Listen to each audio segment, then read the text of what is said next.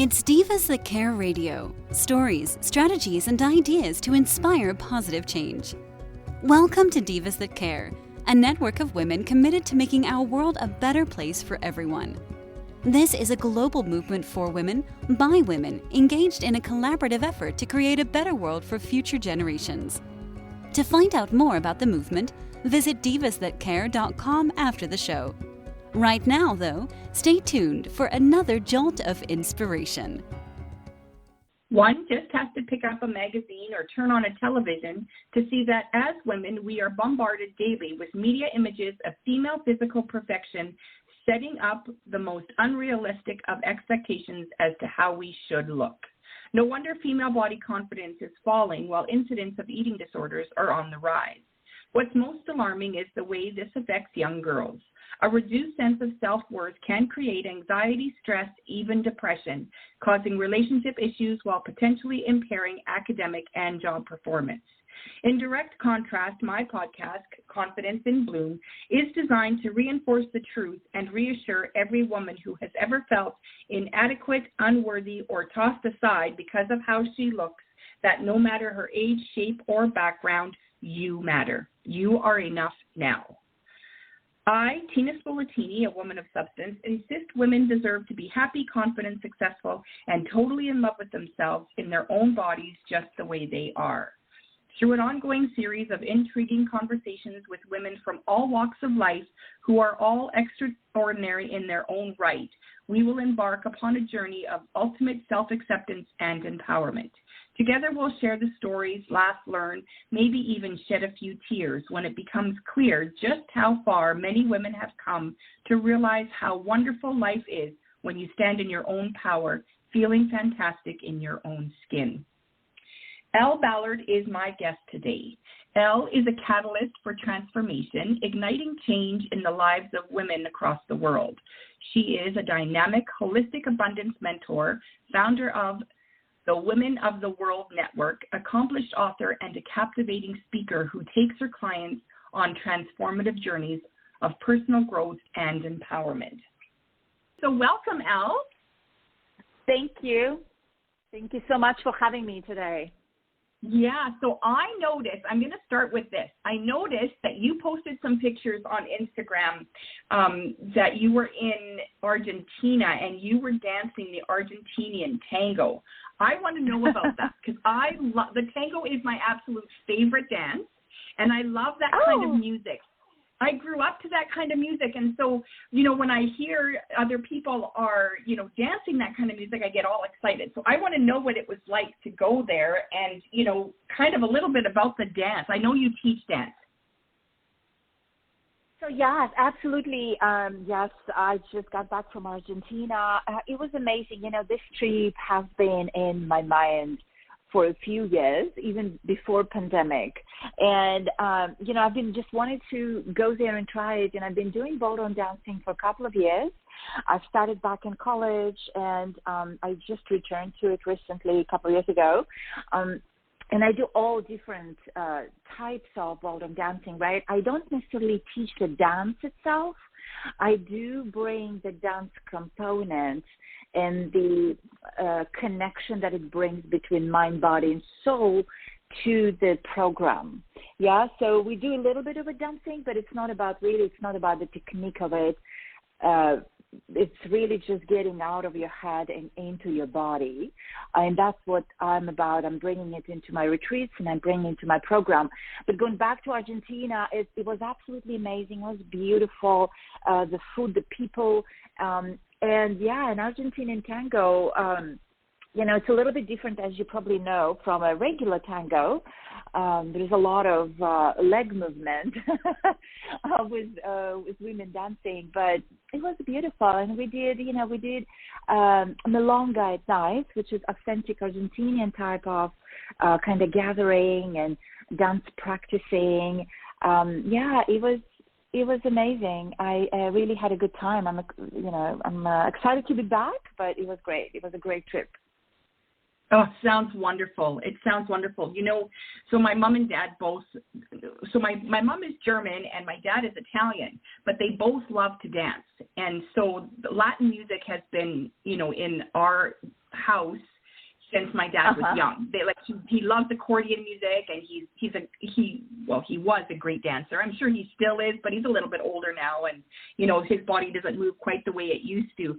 I just love dance. I mean, you can say so much in a dance. It's like a picture, right? Like your body, it can communicate in a way, and dance is like, I mean, there's so many different ways of communicating, but dance to me is like, it's a song, right? Like you're I don't know, it's just, especially if it's flowing, and I just love it. It's so beautiful. I love watching ballroom dancing on TV.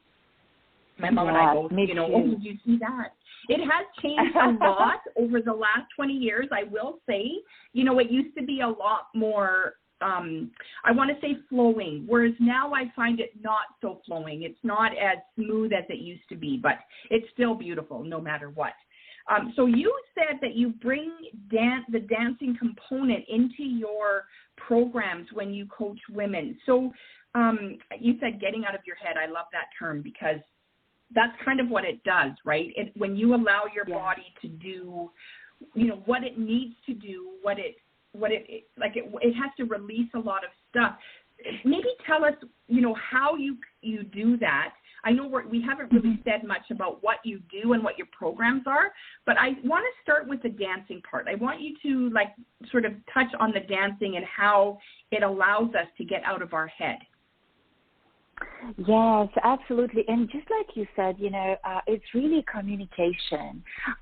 It's an art form of communication, right? We can communicate different kinds of ways, but when we are fully in our body, we are being ourselves, and we can show up in the world more authentically, unapologetically, right? And so I connect that part of it to the freedom.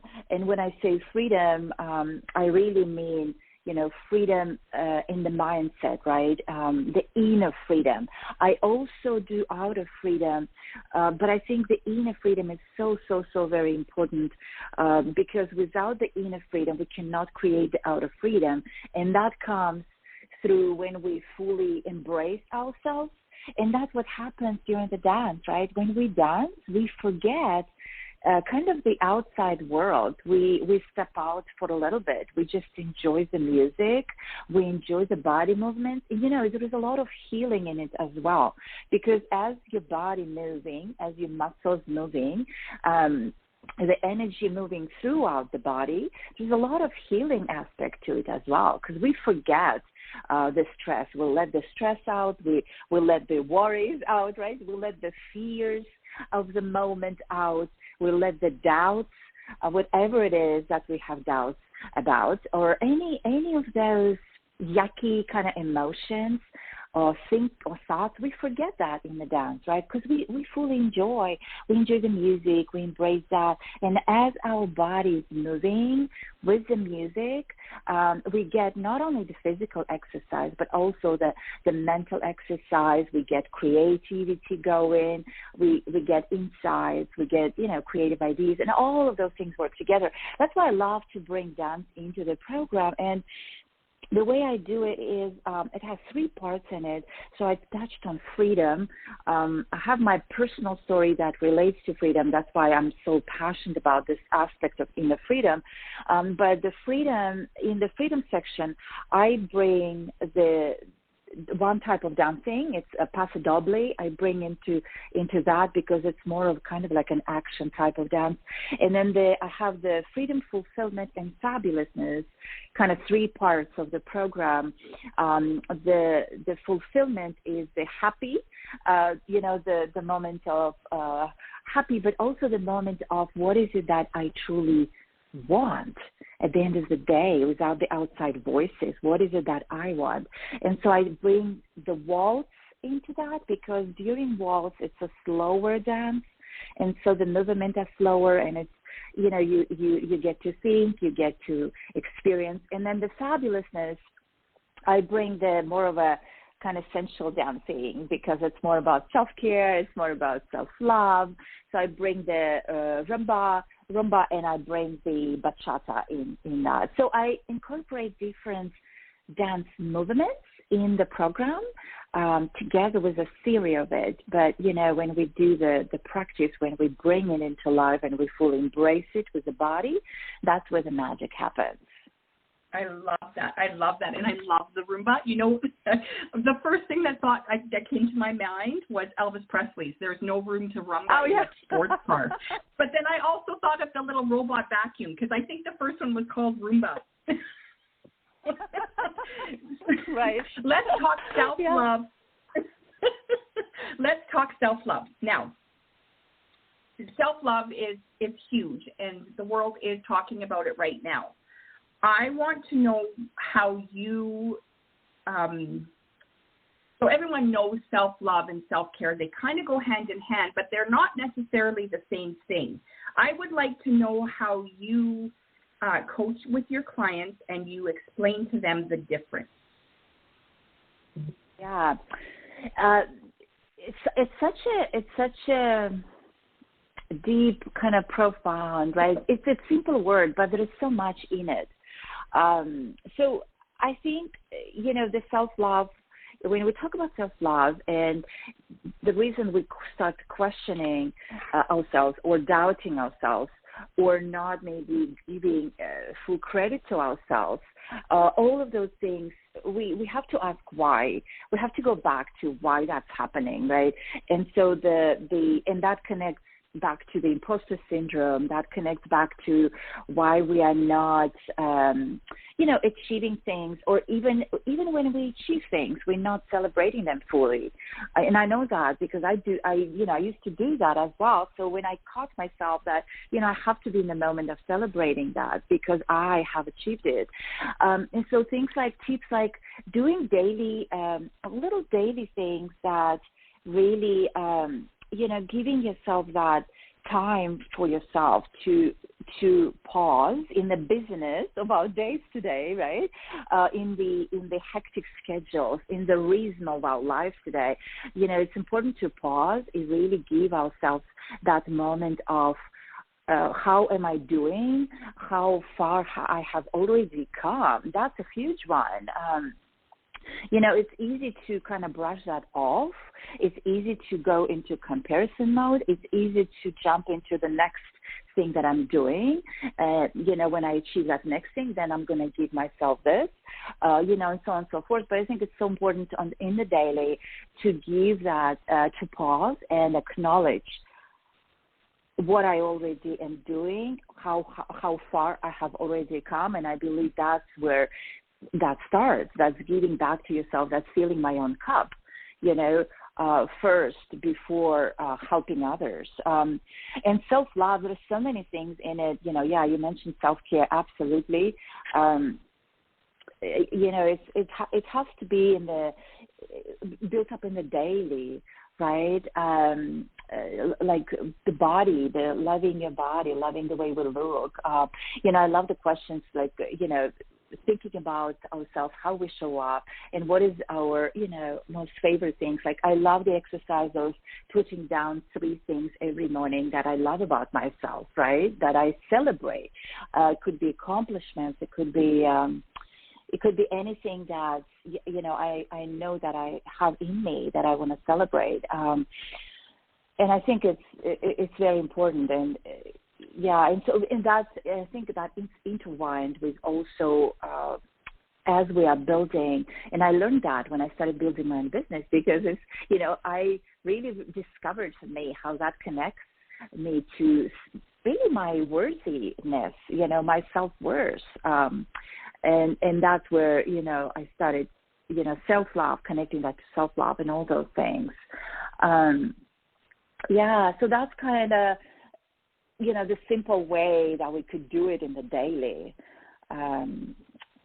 taking the time away and recognizing, ourselves, how far we have already, how far we have already come. We're working on our book right now for the entrepreneurial women, and I think the mission behind that book for me, and I think it's so important to recognize just the courage of waking up every day and continue to go after your dreams, right?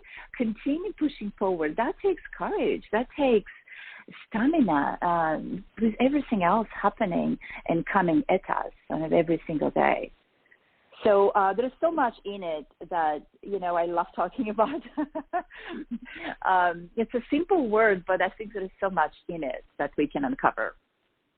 Right, absolutely. Oh, so much. And the thing is, everyone is going to, need a little bit of, help in different areas, or they might have, exactly. They might really have mastered a lot of everything that you teach, but at the same time, are not sure about something else that they could incorporate. And I get that. I mean, we're all, where we're at. We're all at different places. So we mentioned imposter syndrome. I would like to know, what are common signs and triggers of imposter syndrome, and how can a listener identify them in their own world, in their own life? Yes, that's a great question. And first thing I want to say before even going there, I think it doesn't matter. It's important to recognize that it does not matter how much we have already achieved. Every level, or every success person is, has that imposter at some point. And it doesn't really matter how many bestsellers we publish, how many companies. It's just that it's in us, and especially in us women. That voice that comes up, right? That questions, or that voice that starts, doubting.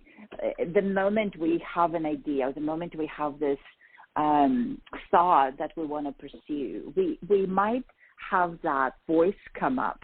And so it's important to recognize, and that's how it shows up. And most of the time, it's not an outside; it's within us, right? It's not. I mean, it could be outside, of course, all the judgment and all the negativity and all those things, of course. But it all, at the end of the day, it's all up to us. It's all within us. And so to learn to recognize that voice and to really remind ourselves again how far we have come, remind ourselves of our achievements. If we look back in our experiences in our professional lives, in our education, in our business building, all little, small celebrations, I love to keep track of those. And I do. And from time to time, I love going back to remind myself, how many of those celebrations I have. And some of those I forgot, so it's important to do that, I think, for us to remind ourselves that every time that imposter syndrome comes, and again, it can come anytime. It doesn't really matter. It's almost like never stops, I think, right? The more we go, the more we grow, it might still show up. And so I think to remind ourselves of those that we are capable, and really go into going through that exercise of examining that, of correcting that, going into belief exercise, right? And really what is behind that, I think that will help us to move forward. And when we do that exercise, once we correct that, then we can move forward. But yeah, that's what's been helping me really with everything that I'm doing and I will be doing and I have done. Right. Yeah, I get that. I didn't even know what imposter syndrome really was. And I still often have to question myself, because I really don't. Sometimes I think, I'm just telling myself the truth, right? Like I'm I'm not pretending, like, this is the way it is, right? But then I'm like, no, that's not the way it is, right? Like, this is who I am really, and that doesn't mean I need to be or pretend to be someone that I'm not, right? And, I mean, you can explain this maybe a little bit more clear, but, how do I know when it is imposter syndrome and it's reality? Like, it's who I really am. Well, I forget. I think it might be. I forget what was the research done. I don't remember. It might be KPMG study. But about 78% of women executives, coping with imposter syndrome, and so that's going back to it doesn't really matter, where we are. We still have that, right? And that's a big percentage, right? So I think in most cases, when we have that, it probably is the imposter syndrome, right? In most cases, just because of the data. I was giving this talk at a couple of companies at the beginning of this year, and I was sharing that data. And I don't know if I can pull it up right now, but yeah, it's really giving, examples of all this very, very, very accomplished women and the thoughts that they are thinking and saying and still questioning their next step, Right. And so that tells me that in most cases, it's probably not true based on the research studies that has been done. Yeah, for sure. So tell me then, in your opinion, what do you think the relationship between perfectionism and imposter syndrome is? And how, I mean, you often hear, like I hear lots of women say, I am a recovering perfectionist, right? But I never hear, someone, I'm recovering from imposter syndrome. Like tell me what you think the difference is and how people and listeners, and this it can be men and women, not just women, right? How do they find the balance between the two? Yeah. How do we find the balance between the two? I think I was more perfectionist before than I am now. Because I've learned that if I'm not going to move forward if I'm sitting in my perfection. And even then, even if let's say it's something I wrote down and I go back to it and I reread it and I look for mistakes. So that takes time and my energy.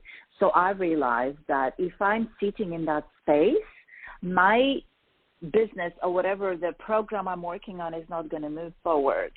And nobody is perfect. Perfection can slow us down.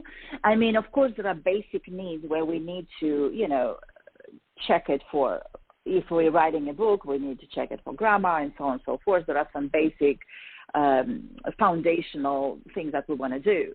But overall, I think a lot of us could just let it go a little bit. And, if it's a program that we are launching, if it's the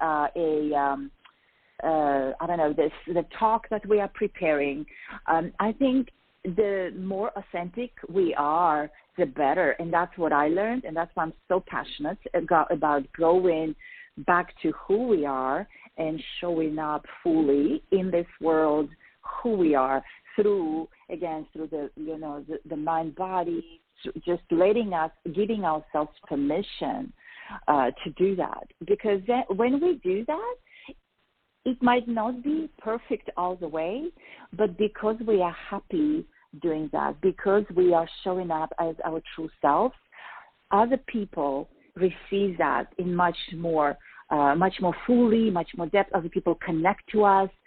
The world connects to us better, right? versus if we are like, I don't know, robots, and we constantly strive for this perfect. There is no perfect in any situation. There is always, and depending how you look at it, right? Depending who you run it by, everybody might have their own, opinions about it. So I think at the end of the day, for me, it's more important to show up who I am as a human being, who I am as a fully authentic as me. And I run by I run it by experts. If it's program or whatever it is, of course we have experts in place. But for me, that is kind of my rule that I follow. As long as I'm showing up as myself, my true self, and expressing myself, and working and fully working and walking in my true strengths, that's where I am at my best. And then if I'm not good at some part, I can delegate, I can, have others help me and things like that. And I think that's the key. That I've discovered for myself. Absolutely. I have to agree. I mean, we're all human, right? There is no human on this earth that is perfect, that makes no mistakes, big or small. We all make mistakes, right? We all make little errors here and there. And if we expect it, like I always look at it like this. I do expect a lot from people, right? But I really shouldn't expect from others what I'm willing to give, right? If I can expect it from you, then I have to be willing to give you what I expect of you, right? So that's the way I look at it. Who's the real Tina here, right? Like, am I willing to do what I want from her? Because if not, then I need to, lower my britches, right? Right.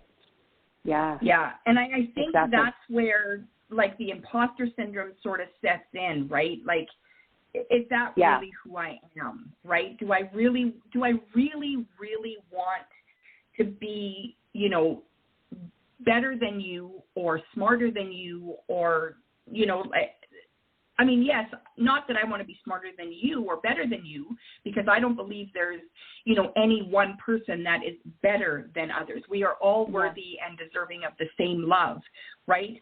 Mm-hmm. If I want to be more educated, or if I want a higher position than you, then I have to work for that, right? It's not about I deserve it or I'm entitled to it, right? And so I think that's where the imposter syndrome sort of gets me, right? Is, you have to be willing to do what that position or that job or that situation is going to need from you, right? Did I explain that right? I'm not sure if I, sort of dabbled there. I absolutely agree with you. Absolutely, yes. And in most cases, again, we can stop ourselves. That will be in most cases scenarios, versus when it's real thing, right? And I love how you said it. I'm recovering perfectionist, and I want to hear more. I definitely want to hear more saying, I'm recovering from self-imposter syndrome, because that is a key. That is a key. And there are so many, amazing, beautiful people that have the knowledge, that have the expertise, that have, this so many certifications and things like that, and they're still stopping themselves. They still think they don't have, or people having a story, they're having this beautiful story, they're still stopping themselves of sharing that story or writing that story, or, and that is, at the end of the day, that's where we need to really face it and recognize it, it's an ongoing thing. Yeah, it truly is. And I don't think, there's no such thing as perfect. So, we're going to see it in the small parts of our life, not always in the big parts of our life, right? There might be certain people that you feel the need, that you need to be that imposter, right? That you need to let the imposter syndrome be, right? Just like perfectionism, right? There's times where you have to be the leader and you have to be the one that, knows it all. But at the same time, right, we need to also, accept that nobody can know everything, right? Like a lot of us go to the doctor and we're like, okay, I have this problem. I want you to fix it. And they're like, well, I don't really know how to fix it. And then right away we're like, well, that's a terrible doctor, right? But truth be told, he or she is human and she can't know everything. And so we have to, I feel like we have to, love and honor every single person the same way, right? I can't expect too much from you, right? I think that's kind of where the imposter syndrome sets in, right? It's like, okay, I will do the best I can to help you, but I'm not going to pretend I'm someone I'm not. Right. Yes. No. And I think I really believe in people. People are good, and nobody's. I think when more people are stopping themselves from, showing up, then people don't mean bad things. But yeah, I think recognizing where I really don't know the answer to this, right? I think recognizing that is really important. Or, I need to understand this first before going further. But I also love how Joe Dispenza, he says, act as you are enough, and that is a thing for a lot of us is, just showing up in the world. And that connects, again, with the self-love, back to that, right? Back to why are we even questioning, why are we being so perfectionist? Why are we having this self-imposter? Are we questioning ourselves? And so acting and showing up in the world like that. But yeah, granted, when there is when we don't have enough information or when we are, acknowledging that is also the key, right? To acknowledging that I don't know and recognizing that. Right, absolutely. Yeah, absolutely. Yeah, completely.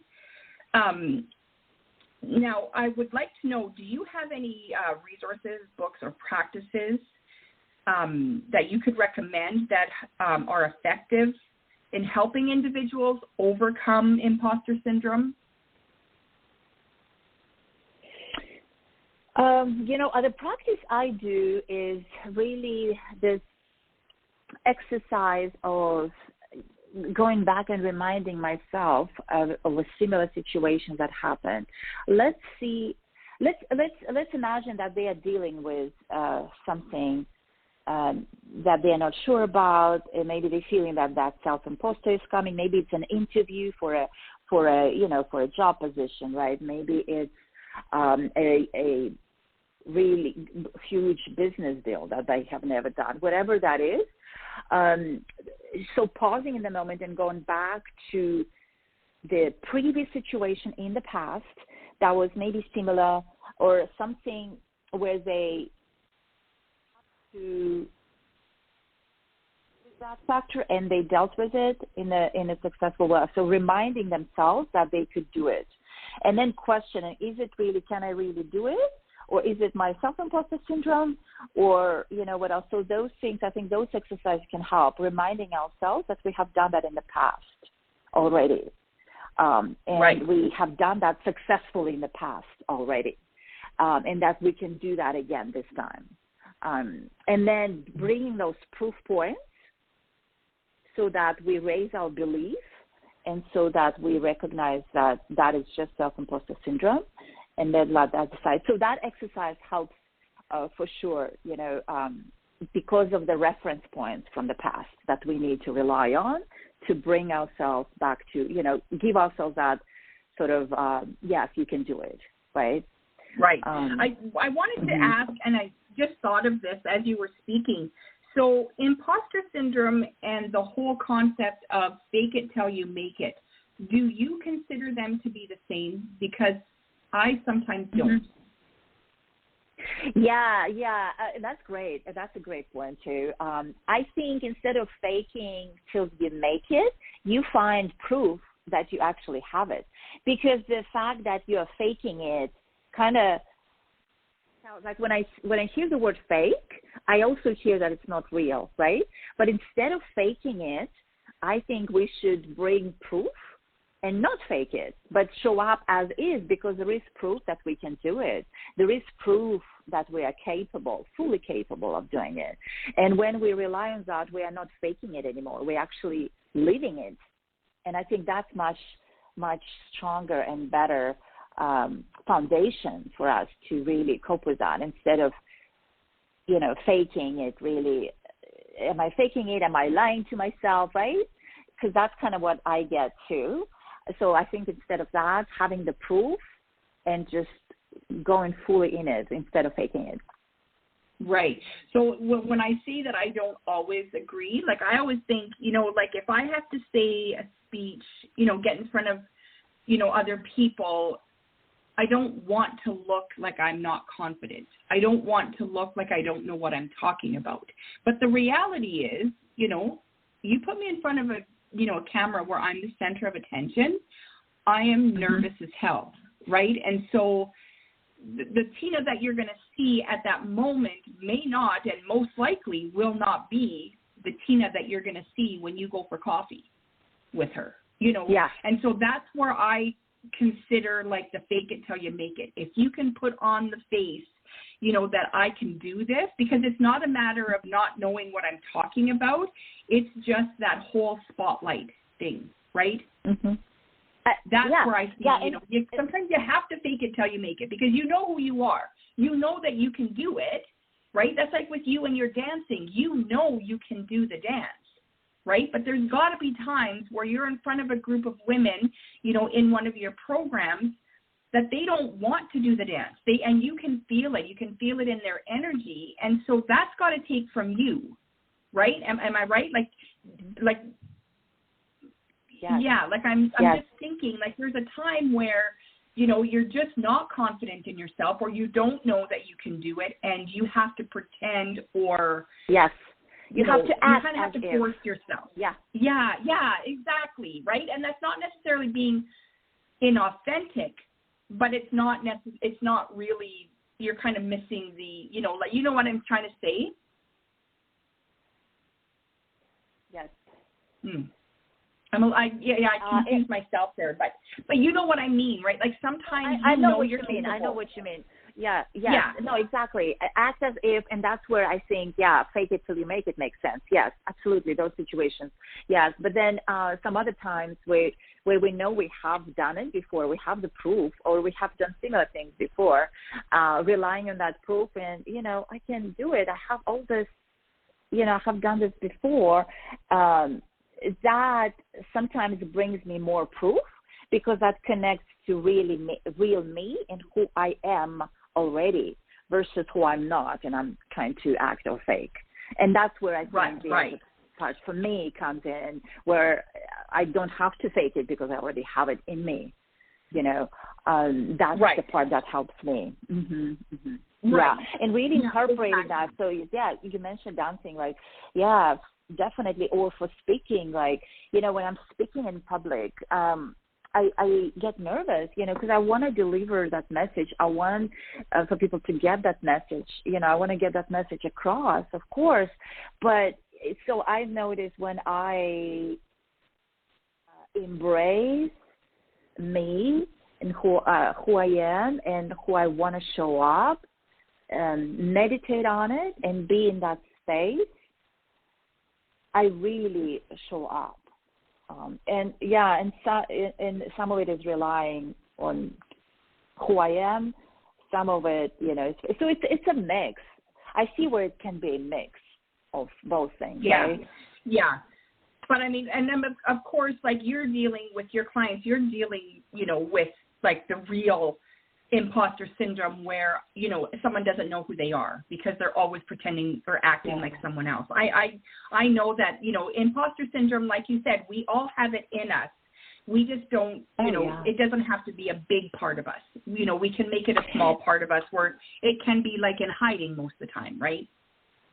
Right. Yeah, exactly. It was Maya Angelou that said, when she wrote her next book, I think she said something like, "Oh, they're going to find out about it now," right? Even her, so that's what I mean. Like it shows up so can show up with everybody, in everybody.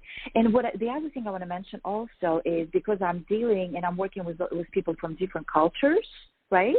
That can even complicate it a little bit further, just because of our different cultural upbringing, childhood programming, whatever we were told in the past. And so when we take all of that into consideration, we have to work through those as well a little bit to understand, right, who we are, how we. So, yeah, that's why to me I think it's, and then when we add, whether it's a man or a woman, the cultural implications, where we, all of those things that can complicate it further. But I think going through those exercises and recognizing it definitely helps. Yeah. Yeah. So that's your biggest advice, hey, is becoming aware, recognizing what and where you use the whole imposter syndrome and self-sabotage. I guess they're kind of hand in hand, right? Because they're self-sabotage, imposter syndrome. You're holding yourself back for someone else, right? Right. That's kind of your advice, is become aware, recognize it, and do what how do you start the change, right? Like it's by your journaling and what I could have done better maybe, or how would you advise, clients, okay, now I recognize where I'm using imposter syndrome. Now what, right? Like, yes, I see that I'm doing it. I see that I have it. I'm seeing that it's, running my life. Yeah. Now what do I do? Definitely reminding myself of past achievements, of past wins, of how much I've already grown, like looking in myself in the mirror and comparing myself who I was yesterday versus who I am today, without comparing to somebody else. This is me with me, right? And I also believe in just focusing especially when it comes to money. Sometimes it's for us, there is that feeling, right? Maybe, like I left corporate world, so maybe there is a feeling that how much we made in the corporate world, and then we come here, and then we that's our kind of feeling, right? So I think focusing on just delivering value, giving value and bringing value, that will help as well. Instead of trying to, like when it's specifically if it's money, right? We are in the month of April, which is money month, financial awareness month. I think recognizing that will help. And so just focusing on delivering value and reminding ourselves of the past wins, of how much we have done. Yeah, accomplishments, reminding ourselves of our strengths. Each one of us has amazing strengths. I love doing strengths assessments. There are so many different ones. I think it's important for us to know where we are really strong and where we are not very strong, and then focusing on those. And because when we work in our strengths, when we work and show up, who we are, we can show up unapologetically, and then we can give others so much more and deliver so much more, create value so much more, whether it's for organizations or for business or for clients or for partners, Yeah, in every aspect of our life. Thank you so much for joining me today, Elle. Thank you so much for having me. This was a great conversation. Thank you. It truly was. Yeah, I love that you love dancing too. Yeah, yeah. Oh, I love to dance. In fact, I dance every night when I cook supper because I don't have opportunities like I used to when I was younger to go dancing. So now I dance every day when I cook. I have to dance with a knife or a fork, but I do. I dance. My kids think I'm absolutely crazy, but I love it. I love it. Yeah, I love it. I totally can relate. I don't me. think you're crazy. Yeah, so I'm sure you can. I picture you dancing. I think actually you and I were in a meeting one time, and you were just standing in front of your camera dancing because you couldn't stand to sit still anymore. Yes, Thank and you so much. that also helps me, relaxes me too. So thank you so much for having me. Have a great day. Oh, it was my pleasure, my pleasure. Confidence in Bloom is a celebration of self-love, a confirmation that even though you may not look like a screen star or a supermodel, they don't even look like that. You are an amazing, desirable, brilliant, gorgeous, talented woman. We offer unconditional love to our partners, our children, our extended family, even our pets. It's high time we got out of our own way and learned to unconditionally love ourselves. In Full Bloom, Styling and Coaching offers an online course combined with one-to-one coaching in confidence building, personal branding, and creating your signature fashion look. Chic definitely does come in every shape, so if you want something to believe in, start with yourself. If you'd like to be a guest here on Confidence in Bloom, contact me through Instagram at infobloomstyling or by email at tina@infobloomstyling.com or through the Divas That Care website. Thanks for listening. This show was brought to you by Divas That Care. Connect with us on Facebook, on Instagram, and of course on divasthatcare.com, where you can subscribe to our newsletter so you don't miss a thing.